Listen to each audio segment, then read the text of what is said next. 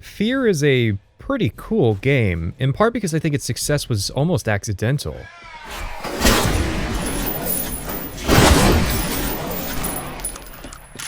Well, success is relative, I guess. The developer Monolith was absorbed under the Warner Brothers umbrella before the game even came out.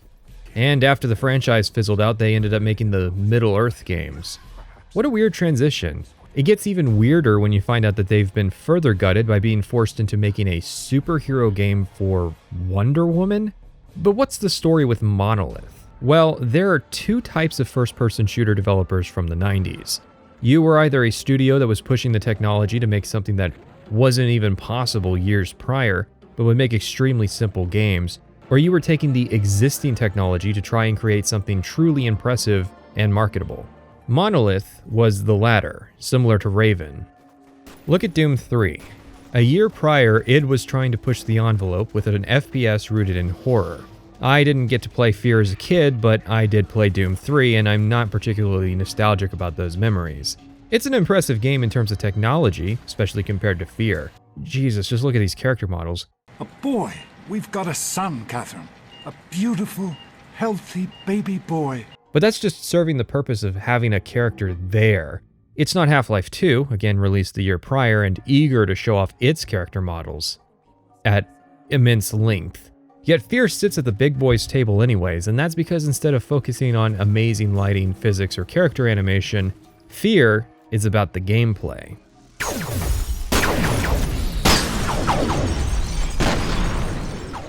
Not that gameplay.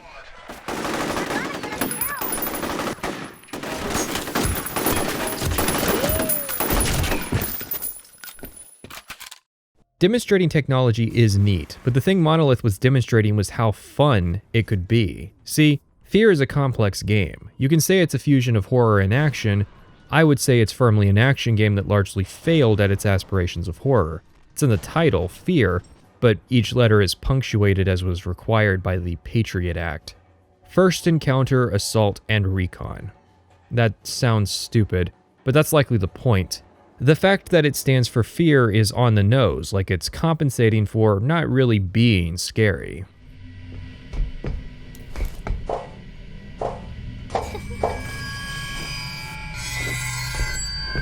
Yeah, that doesn't scare me. What is she gonna do, kill me? I can quick load. Horror is a debated topic, because what scares people is largely subjective. You can objectively scare people by having a long streak of silence punctuated by a sudden burst of noise.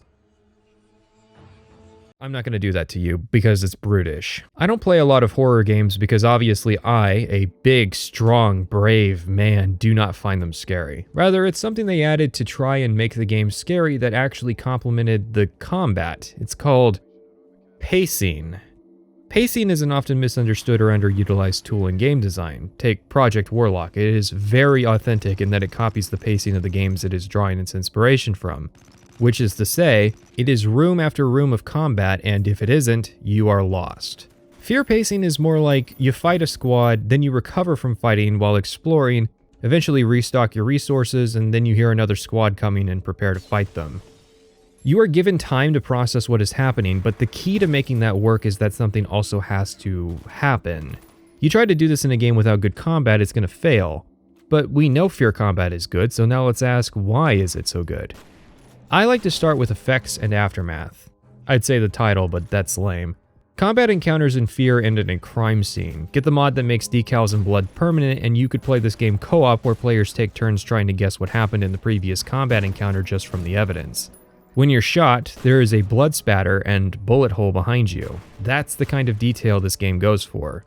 Drywall's deformed, dust gets kicked up, blood goes everywhere. Rainbow Six Siege came out a decade later and still couldn't emulate all of this, and it tried. Despite living in the digital distribution era where ESRB ratings are effectively meaningless, we still don't get games this bloody. It's not gory, and it's not trying to shock you just for fun. Blood is important as far as details go. Halo Combat Evolved of all games got that right. Its remaster did not. I'm already running out of budget to reference other games. Point is, when you end a fight and have to walk past all the bodies, it's easy to get into the mind of the player character and step around the blood, which isn't always possible because of how much there is. And it's really fun to get into the headspace of the point man, or the fear operative, because of how visceral everything is. At any time, you can turn your head and ask the game to pass the popcorn because it's watching alongside you. Part of this is the level design, which is not the last time I'm going to say that. Industrial areas and abandoned apartments are fine, but the office areas make an amazing setting for this game, and it's personally my favorite section. I do not understand people who hate this part of the game. If literally the entire game was just being dropped off on the roof and having to fight my way through the entire building down to the ground floor, I would still love it. There's just so much that can get damaged in every fight. Glass panes, cubicles, clone soldiers. The only part I would have to complain about in the office segment is the bizarro floor layouts. I can imagine attendance was an issue given that to reach my cubicle I have to take an elevator to the 4th floor, cut through several offices, access a stairwell that only goes from floor 4 to floor 8, and then cross through 3 different people's offices just to reach my cubicle. The weird layouts make more sense in industrial environments or in abandoned buildings where you can just block hallways off with rubble.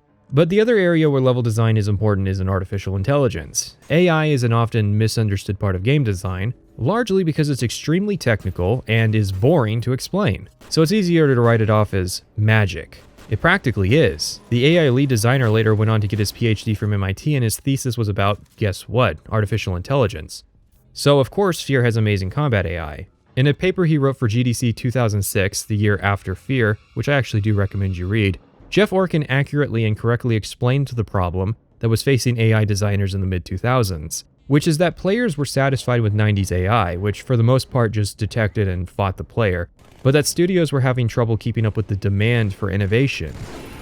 The fuck was that? Wait, what was that? Oh, I think I touched a can?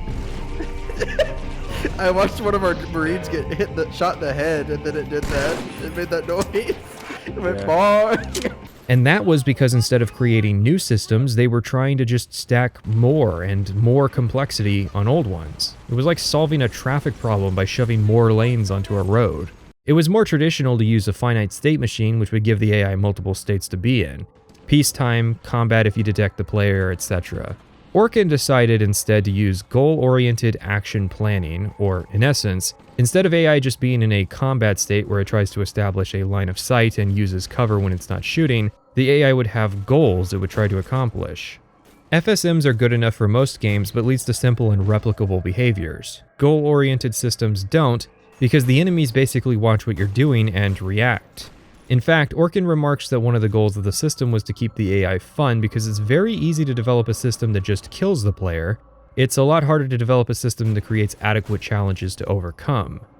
That said, Fear on the hardest difficulty is not a difficult game, at least for me, so whatever restraint they put in wasn't for my benefit because I tend to cover my flanks, move quickly, and am very reactive. It was hardly the masochistic experience that I was promised, and I was hoping for pain. It was pretty easy to run around meleeing enemies to sleep. That's a weird choice to label the difficulty like that. By 2005, it was out of fashion to make a big deal about how these games were going to make you their bitch. But just because sometimes combat encounters would end instantly, didn't mean it wasn't fun. By the way, keep this between us, I think the game overrode the difficulty down to just moderate. But I did play Perseus Mandate on extreme difficulty, which is much more of an accomplishment than Fear 1, for some not so great reasons. Fear's AI works because it's not designed for any one encounter. Instead, it dynamically responds to whatever you give it. Are they in a meeting room? They can flip the table over to create cover. Is there a way to get behind the player? Send a guy to go flank. Is the player trying to cheese you? Throw a grenade at them. The only real fault is that they're only really telepathic when it comes to squad status, so while you can sneak up on the first guy, they'll instantly figure out what you're doing. Having AI this dynamic likely helps since it meant that there would be less work put into any one area. You could make the game longer, which was good because it was all about the combat. It was so easy, in fact, that another studio could step in and create expansions as long as a typical Call of Duty game. However, these proved a testament that the strength of the Fear AI was in close quarters combat, because when they tried to create larger environments, you would see the AI behave more recklessly. Standing out in the open isn't as punishing when the longest sightline you have is 10 meters. It means the AI is near brain dead during sniper sequences. What is funny is that the premise of these soldiers would actually justify them just being ruthless killing machines. This also started to be the era where games had to explain why they were happening. Why is the player character so capable? Why are we fighting these people, etc.? Well, the first question's a twist for the end. As to the enemies, they are a battalion of clone soldiers controlled telepathically by one man. Our goal for most of the game is to kill that man to deactivate the soldiers, and they make good on that promise. At least until the expansions, when we needed them to come back as enemies. So really, it seems like all the callouts and communications they make are pointless, telepathy and all. But Monolith decided to add them anyway because they wanted the player to see the intelligence on display. Again, it's like a mistake that worked out for the better. Why create the premise that the soldiers are controlled telepathically if this is how they operate? You could just as easily say that the clones are slivers of fetal soul or something, so everything else about them's normal. If this was a standard, boring shooter, then I would make a bigger deal about that. But it doesn't matter, because that's how powerful good gameplay is. Now, I'm not saying that good games can get away with having bad stories as long as it's just context for good action. Look at The Darkness 2, and how much of its short runtime it wasted on its bad story. It's all about how intrusive those bad elements are to the experience. This is the kind of game where helicopters getting shot down is a scene transition. This is also the kind of game where less than 90 seconds later you can blow someone's kneecaps out from under them. The fact that Fear's approach to combat remains on top of the industry is indicative of the fact that the golden age of gaming ended when the 7th console generation began. We have great combat effects and an AI that is fun to fight over and over. The weapon roster also demonstrates lean efficiency. Every weapon fills a niche without overshadowing the others, and the combat sounds amazing.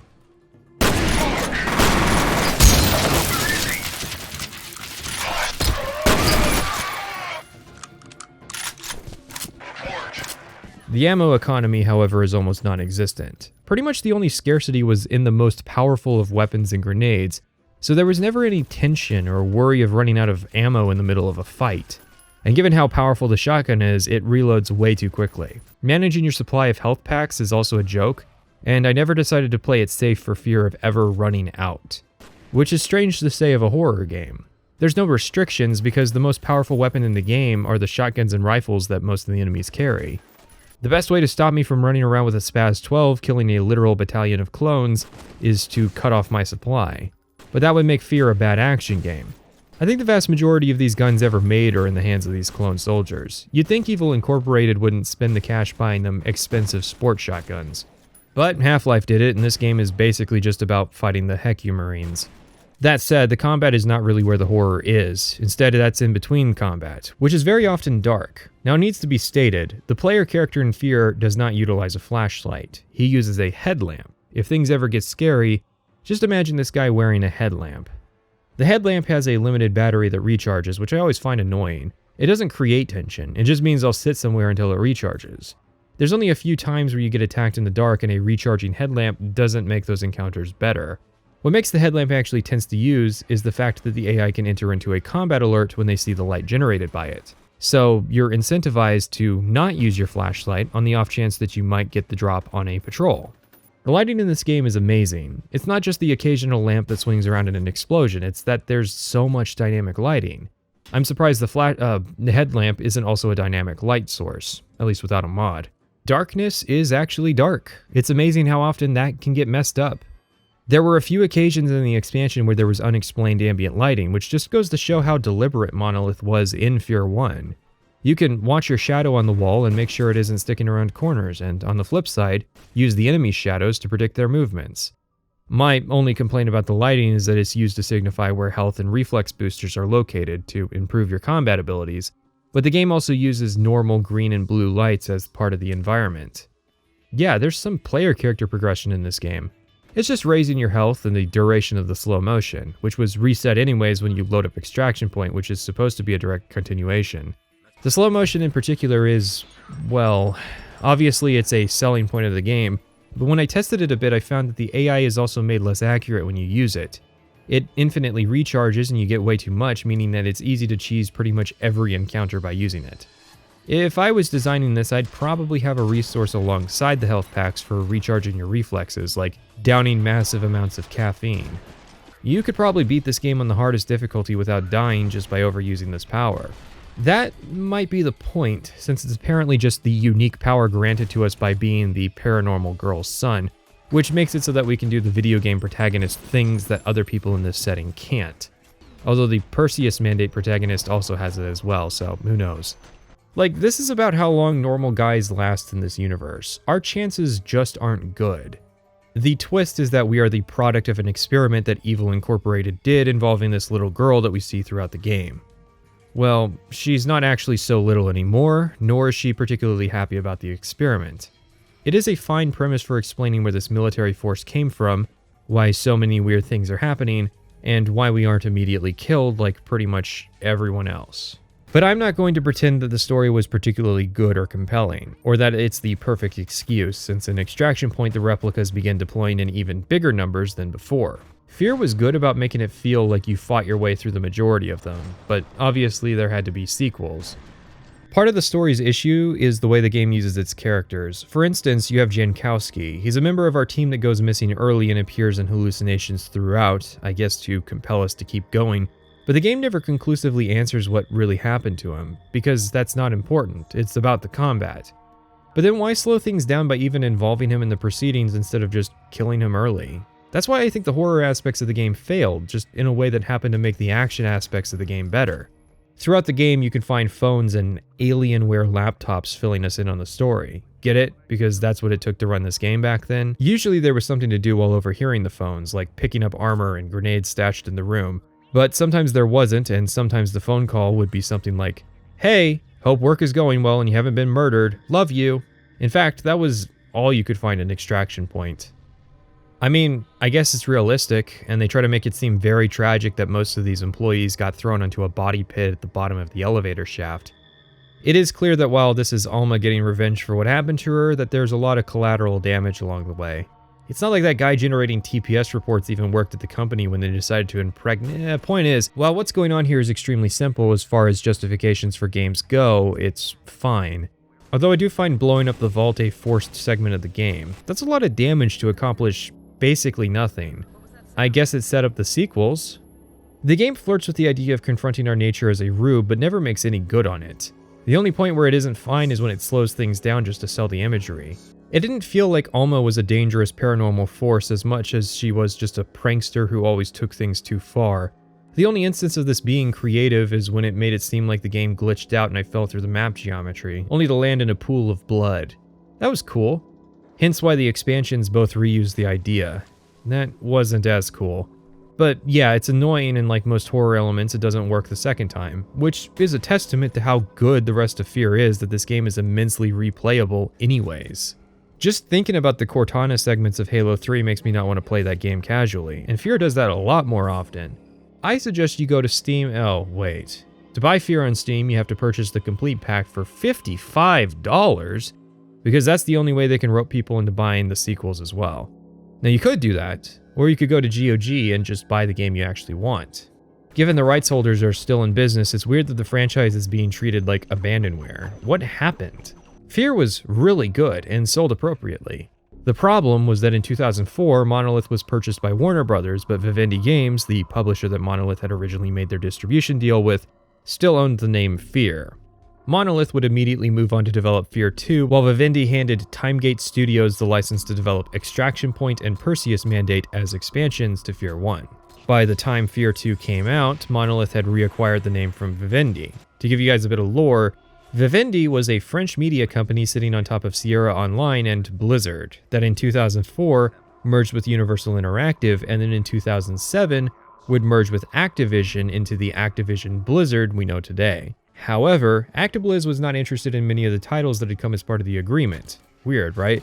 Vivendi spent practically the entire 6th console generation consolidating intellectual properties, only for Activision to pretty much hone in on Blizzard being the only thing they owned that was worth acquiring, because World of Warcraft was massive. So, as part of that, Monolith and Warner Brothers got the name Fear back, and in 2009 would release Fear 2 Project Origin. However, that didn't stop Vivendi from pushing to make their own standalone Fear game, which ended up being converted into Fear 3, released in 2011. It turned out the entire staff had been put under intense crunch and milestone chasing, while Warner Brothers would send them top-down edicts like that since co-op is popular, that Fear 3 needs to be co-op. And then, alongside that, in 2012, they happened to release Guardians of Middle-earth, a fucking Lord of the Rings MOBA to tie into the Hobbit trilogy. Excuse me? I mean, I was never into MOBAs, but it's insane that this is a thing that nobody I asked had ever even heard of. That's how we ended up with Monolith, who'd always prided themselves on artificial intelligence, eventually creating the Middle-earth games and the Nemesis system therein. Honest to God, these stories of corporate acquisition and tracing the genealogy of video games are usually more interesting than the stories that are actually in the games themselves. For the most part, Fear 3 killed the series by having disappointing reviews and sales, and subsequently, when Warner Bros. Decided that Lord of the Rings was a more profitable franchise to focus on. But of course, Fear 3 was disappointing because Monolith didn't make it. But that's not surprising, it's not a Patrician video without publishers making bad decisions that end up killing their franchise. At least this one doesn't involve Bethesda. Now, compare all that with what's in Fear. 20 years ago, an evil corporation did something horrible to a psychic girl, which resulted in the player character being born. Do we have psychic powers? Do we absorb the latent negative energy around us like our mother?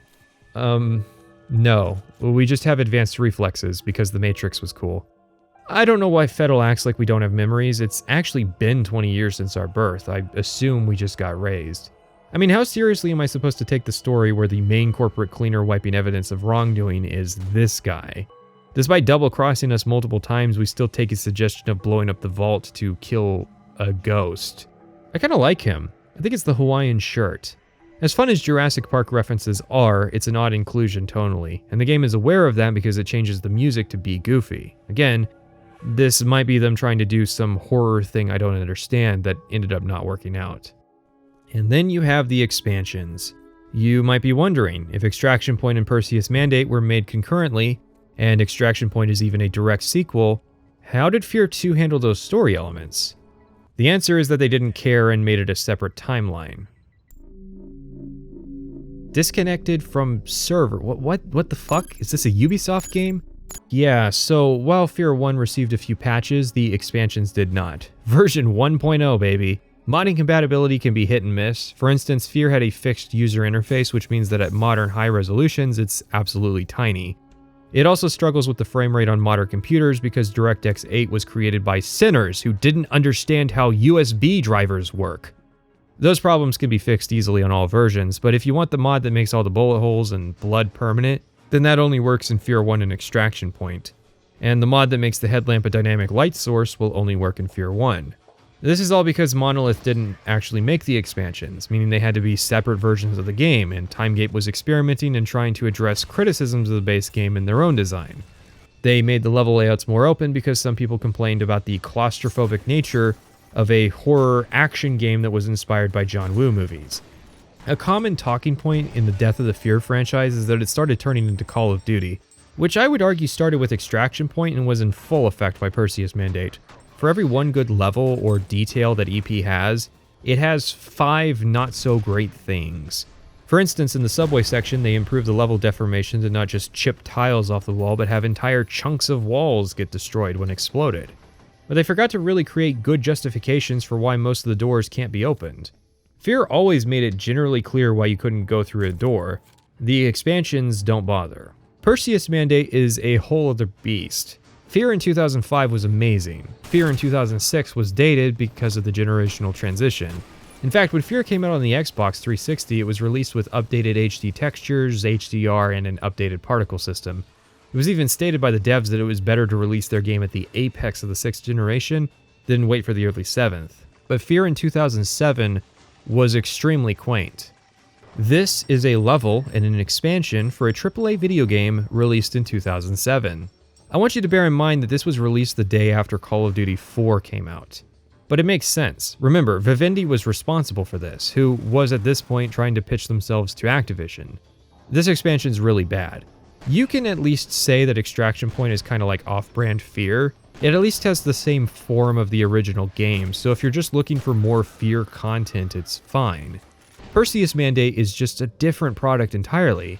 Well, mostly. There's a couple segments of this expansion which felt like they were made first that sort of mesh with the original game design. It's the connective tissue that ties all those things together that really drags it down. It's so much of a Call of Duty game that it introduces a new faction of mercenaries for us to fight, instead of just reusing the existing replica forces, which is basically proof that Monolith nailed it out of the park with them. Report. 10 o'clock.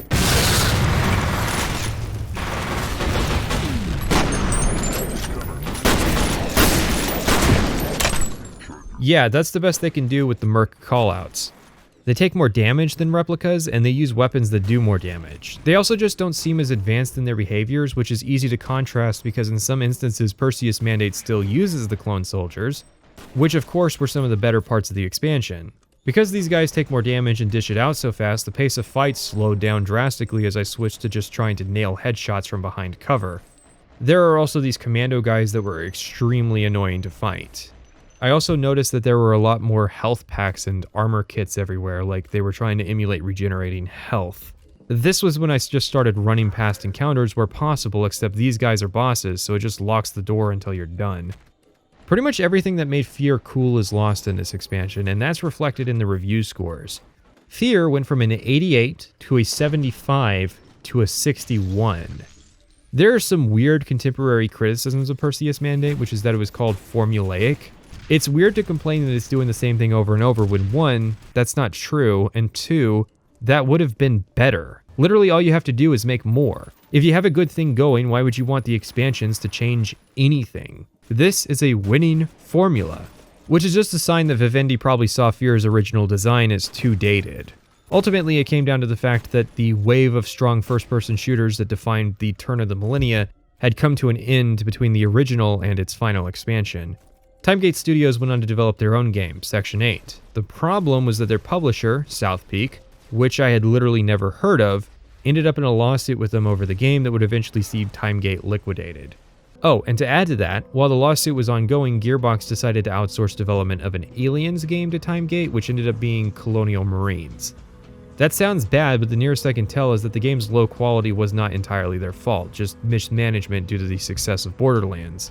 So, back to back, they had gotten screwed by multiple publishers. Vivendi, who was trying to hold on to Fear, South Peak, who barely seemed to exist and would disappear not long after, and a tag team of Sega and Gearbox. And so ends Fear 1. You've got your Trepang 2 emulating this kind of action and attention to detail, but playing through the demo, it's obvious to me they didn't really try to emulate the pacing of Fear. Probably because it doesn't bill itself as a horror game. It's more like a fusion of the action parts of Fear and Crisis. It's been a minute since one of these, hasn't it? I mean, if Bethesda can delay Starfield, then I can push back actually talking about Outer Worlds to focus on more important things, notably a Skyrim video that people somehow haven't heard that I'm making or aiming for the funny 11/11/22 date that they had to abandon. I just decided to cover Fear one day as a short vacation. Thanks to the patrons for funding my bad behavior who get to see this stuff early.